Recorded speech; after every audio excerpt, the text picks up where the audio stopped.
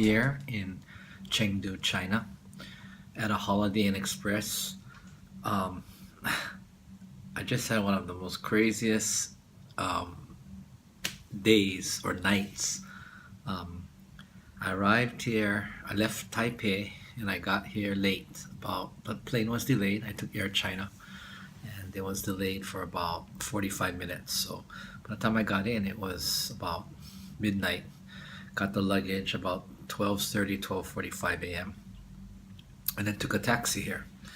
Um, Everything seemed to be going well. Get to the hotel that I had asked the university to make an additional night because I was coming in earlier, and they said no problem. Um, and when I got there, the front desk said, "Sorry, we don't have a reservation." And I said, "No, I know." And I went to the email and I showed them, but there wasn't a reservation number or confirmation number. It was only the international director of SWFE, SWFE, saying that no problem, Mike, we'll take care of it. I just want to go to bed, right? I'm just tired and just was happy to be there. And now, it was kind of turning upside down on me. So after about 15, 20 minutes, they're looking and they can't find it. And finally, the two ladies say, I'm sorry, we're full tonight. And I'm going, oh, please.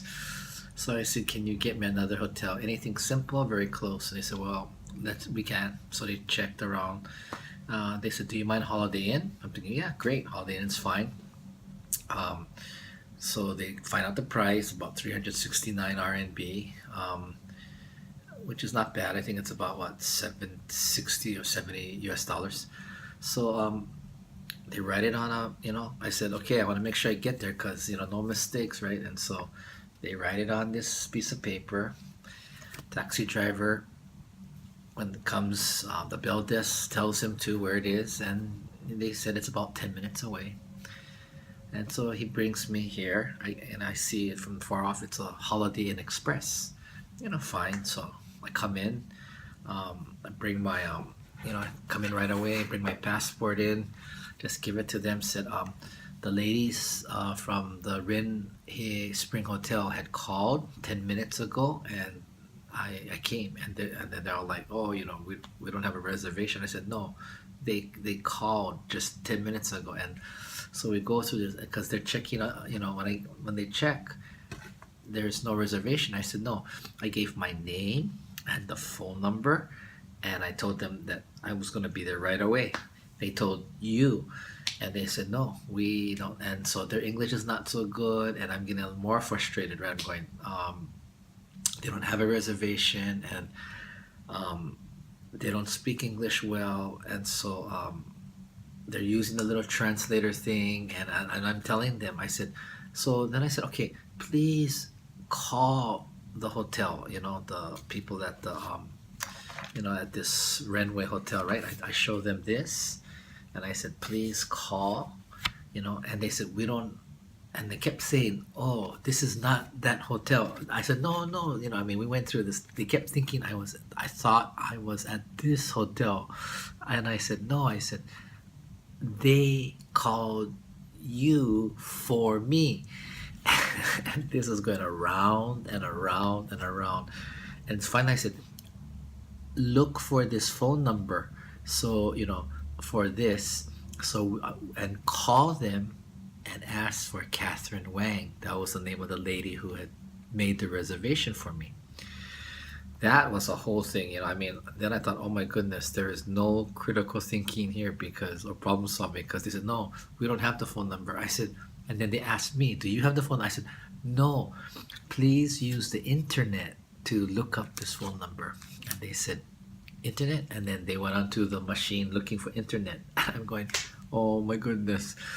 So they kept saying that they don't have the phone number. And I said, so I went on my phone, but I have Google, and Google is blocked in China. So I said, I can't find it.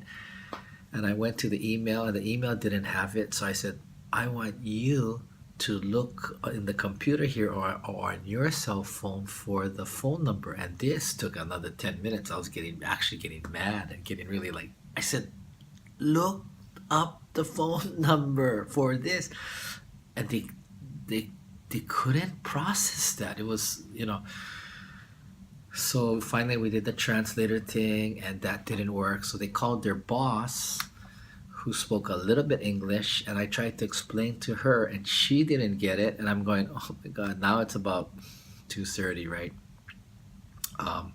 2:45 maybe, and we're going around and around and around. And so I said, maybe there's another Holiday Inn that the taxi driver brought me to the wrong one, maybe, But I'm thinking that's strange because the bell desk told them and they gave me this.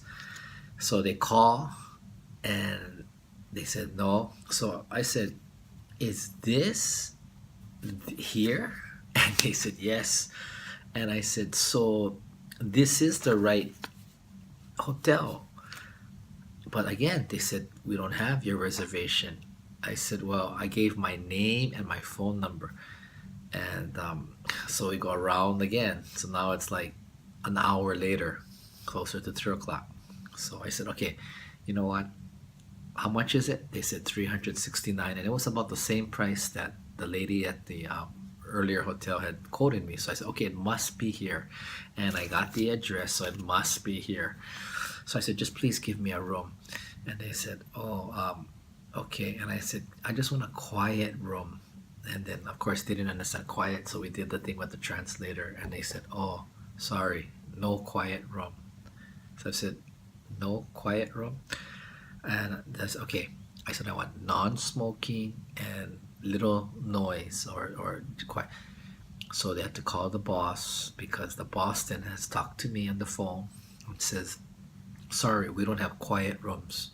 I said, no quiet room, but they can give me smoking room. And they give me this earplugs.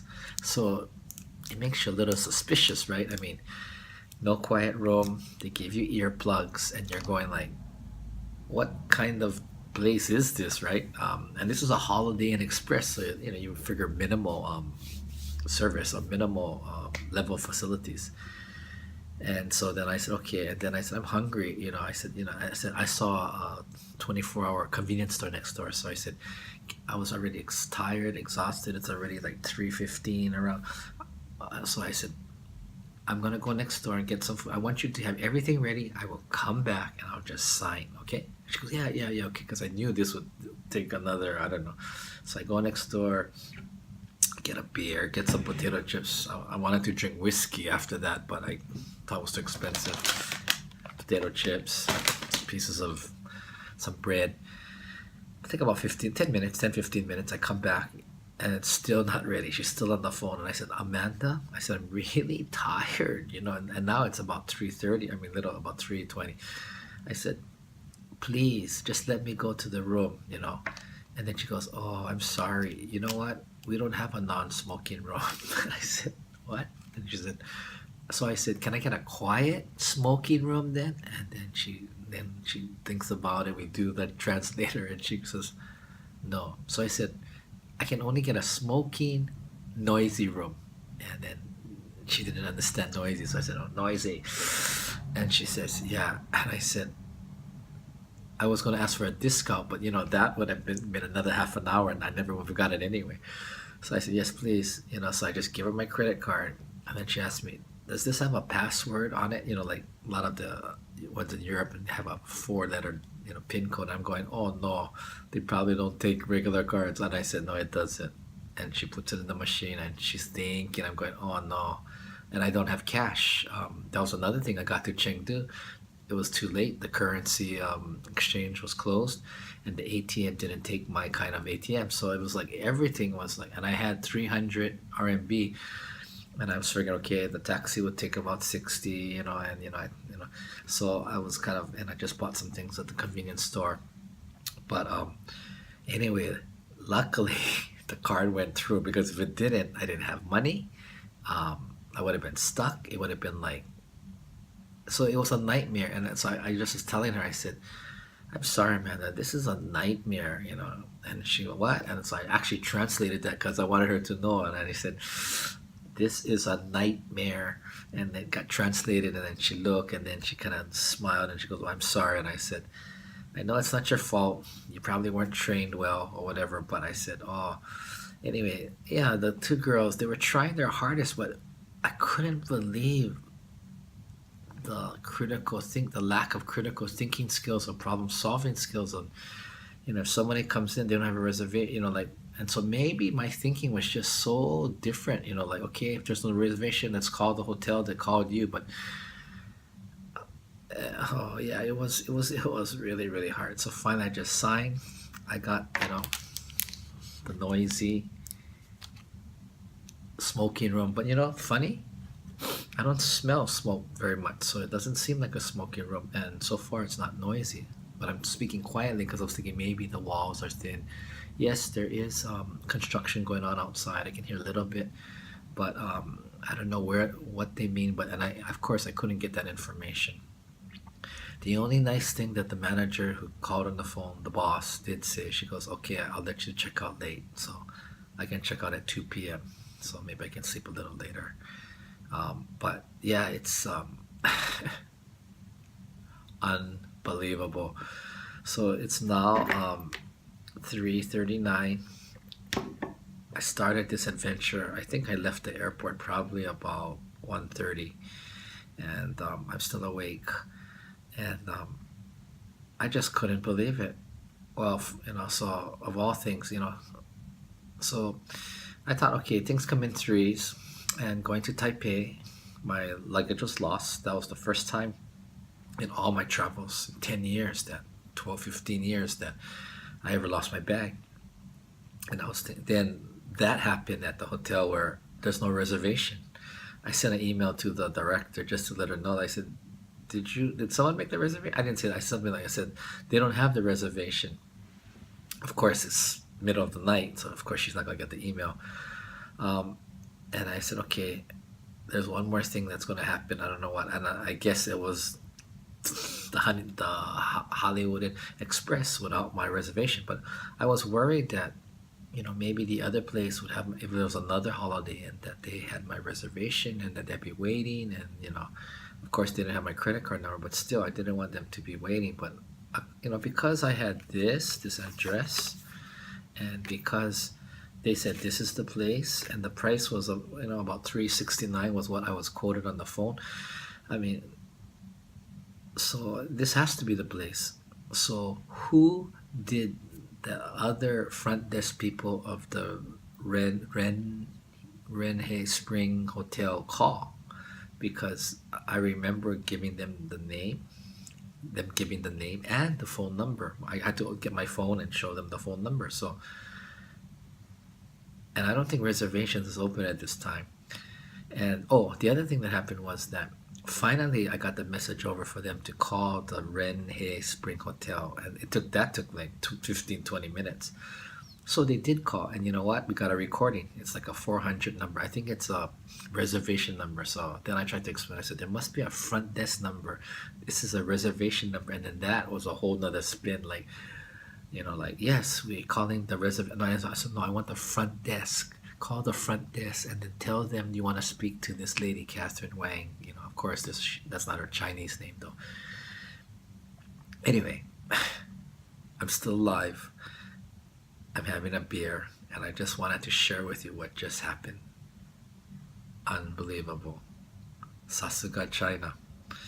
If you get outside of, I think, Shanghai and Beijing, anything can happen.